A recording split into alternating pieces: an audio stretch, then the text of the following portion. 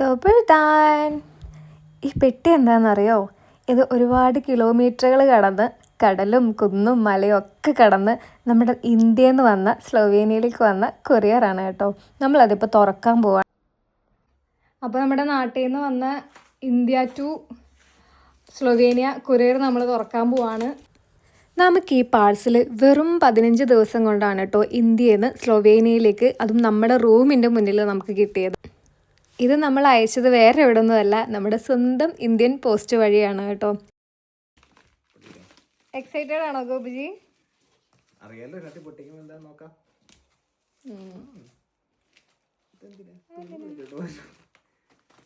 മൂന്നാല് കവറുകളുണ്ട്. എനിക്കൊന്ന് കസ്റ്റംസ് പിടിക്കുമ്പോൾ അവർക്ക് പൊട്ടി കൊടുക്കാനായിരിക്കും.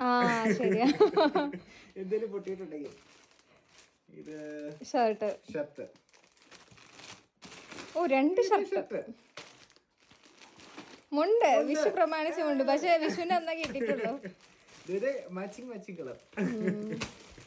നമുക്ക് എല്ലാവർക്കും അറിയാം, നാട്ടിലിപ്പം ഒരുപാട് കൊറിയർ സർവീസുകൾ ഇപ്പോൾ അവൈലബിൾ ആണ്. അതിൽ ഏറ്റവും അഫോർഡബിൾ എന്ന് പറയുന്നത് നമ്മുടെ സ്വന്തം ഇന്ത്യൻ പോസ്റ്റ് തന്നെയാണ് കേട്ടോ. ഇത് 10 കിലോയോളം ഇതിനകത്ത് പ്രൊഡക്റ്റുകൾ ഉണ്ടായിരുന്നു. സോ അത് നമ്മൾ സ്പീഡ് പോസ്റ്റ് വഴിയൊക്കെ അയക്കാൻ നോക്കിയപ്പം 20,000 രൂപയൊക്കെയാണ് അവർ പറയുന്നത്. അത് വിത്തിൻ വൺ വീക്കിൽ നമുക്ക് കിട്ടും.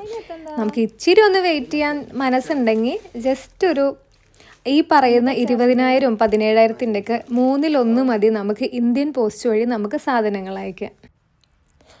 ഇത് ഇന്ത്യയിൽ നിന്നുള്ള നമ്മുടെ 4ാമത്തെ പാർസലാണ് കേട്ടോ. ലിക്വിഡ് ഫോമിലല്ലാത്ത എല്ലാ സാധനങ്ങളും നമുക്ക് പാർസൽ ചെയ്യാനായിട്ടുള്ള ഓപ്ഷൻ ഉണ്ട്.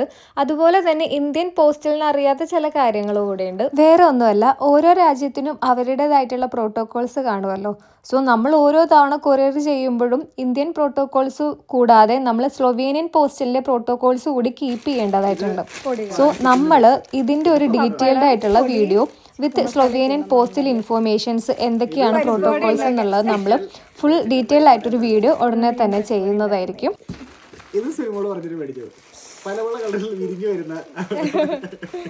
ഇതിനെന്താ പറയുക,